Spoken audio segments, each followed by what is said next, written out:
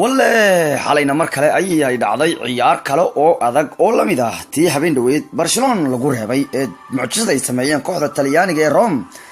mar kale ayaa xalay kooxda Talyaanigu laga yaabay waxa la sii wariyay Talyaanigu maxay rabaan yaa xalay Juventus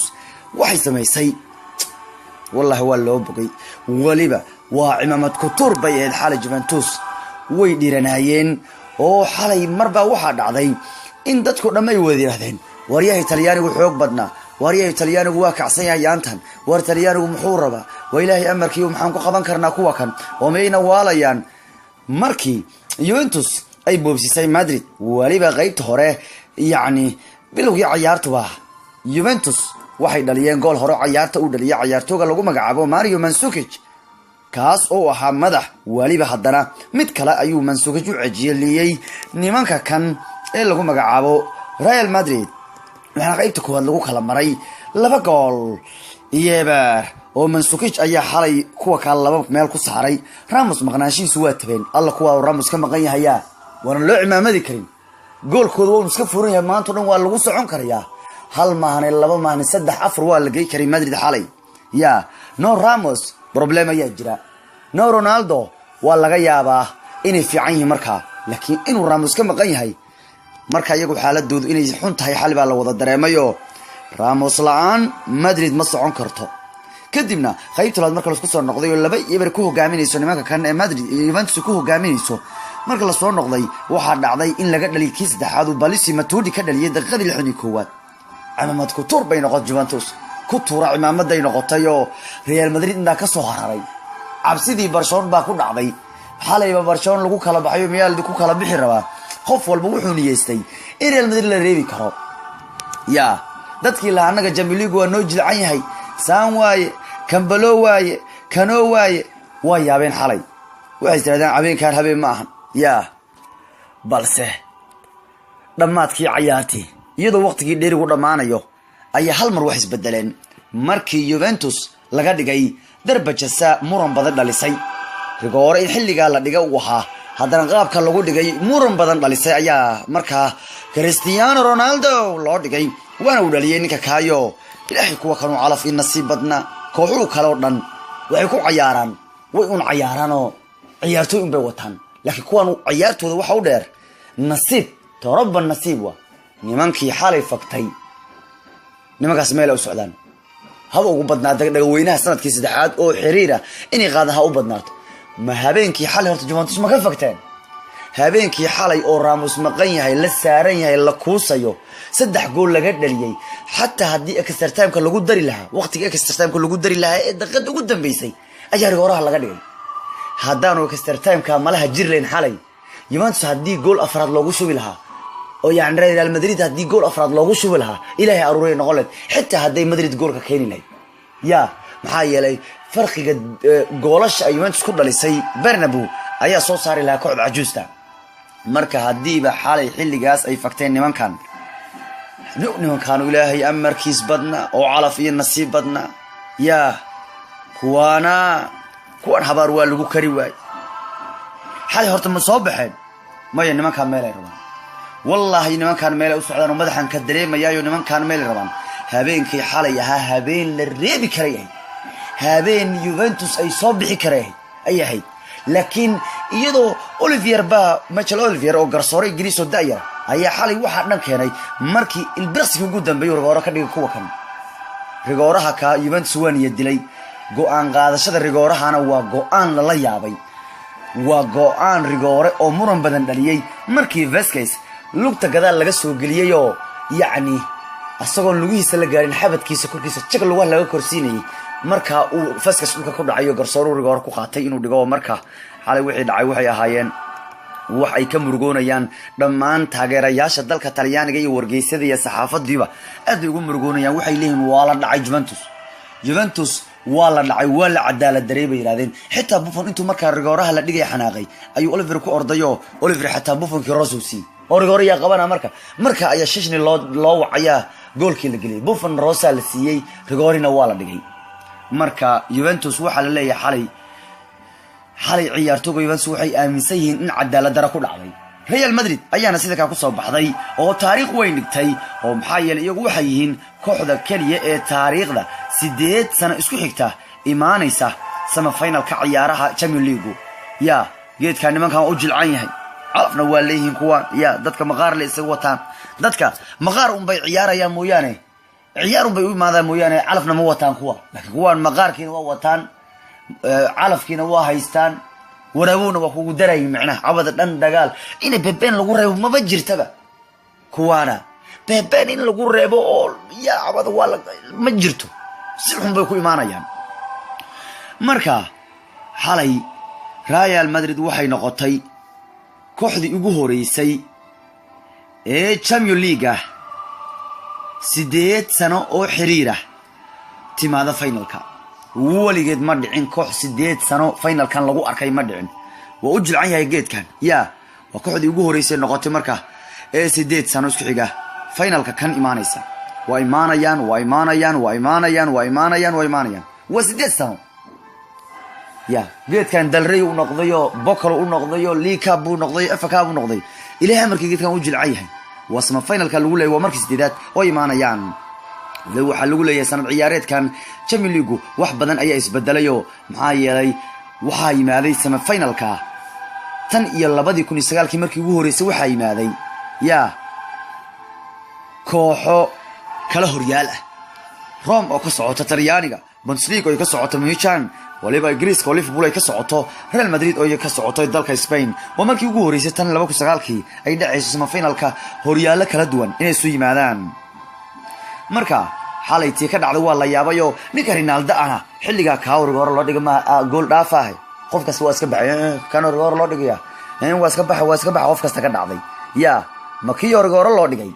qof kasta kabtiisa isku dhufsaday kabiisu qof kasta isku dhufsaday meesha waa ka cararay maxilligaas in rigooro lagu dhigo ninkan goolka jecelna loo dhigay haddaanu gool lanin waa dhimanaya diinigiisa gool ku shaqeeya rigooro ayuu Cristiano dhaliyay marka xilliga dambe wuxuu ugu dhigan yahay horta ninkan waa madaxweynaha dilinta ganaaxa waa madaxweynaha goolasha waliba madaxweynaha Champions League waa yahay waa nin dhalinaya Ronaldo means goal bay ka dhigan tahay yaani wuu dhalinaya xali goolku dhal waxay ka dhigan tahay fiiriya laga soo bilaabay sama wareegii 8-damaadka xilli ciyaareedkii hore ilaa aan gool u dhalinaya hal ciyaarood buu gool way ka war wareegii 8-damaadka lagu yiri sanadii hore hadda wareegii 8 soo marayno soo lagama soo baxay hadda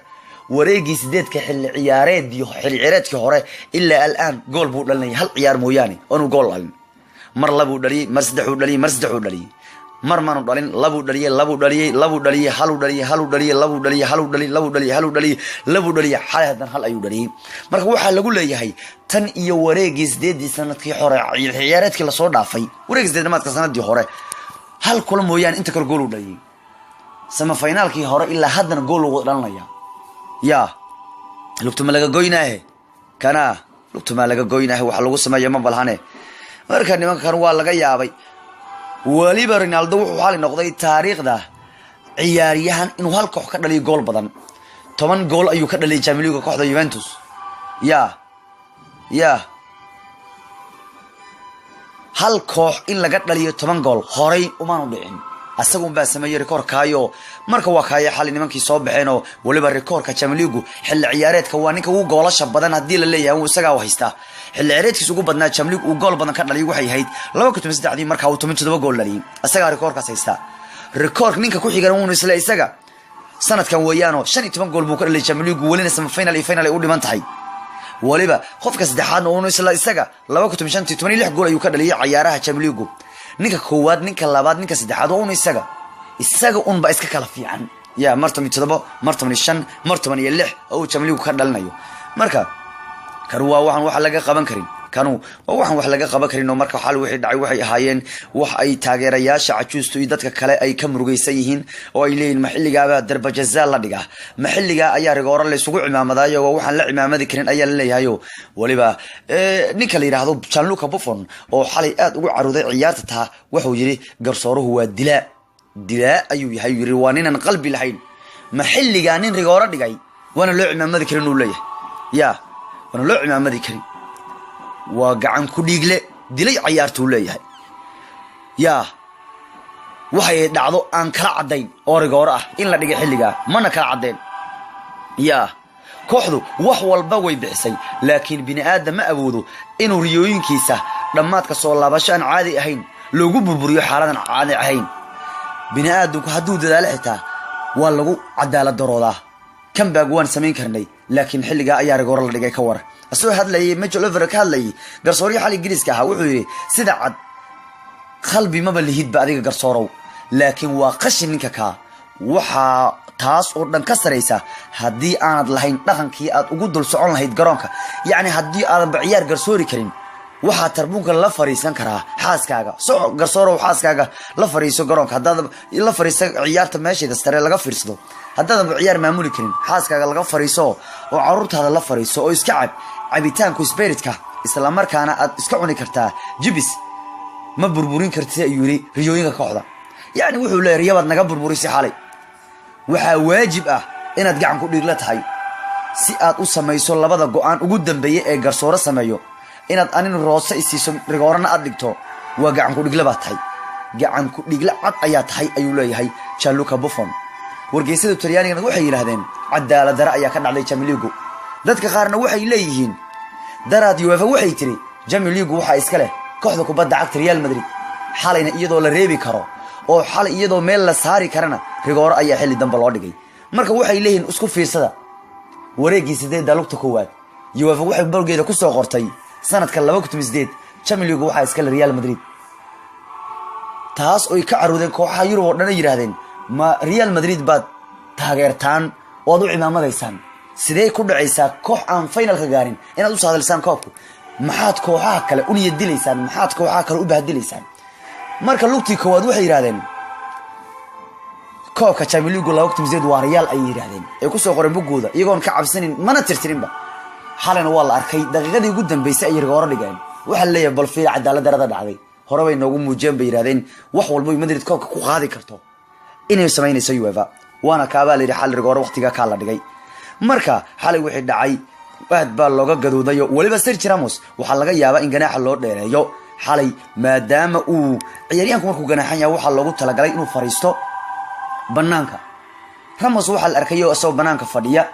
oo qaybta soo ciyaartu ka daawanaya waa wax caadi iska ah laakiin waxa la arkay markii dambe oo Madrid la kululeeyay 3 gool la geeyay asoo kursiga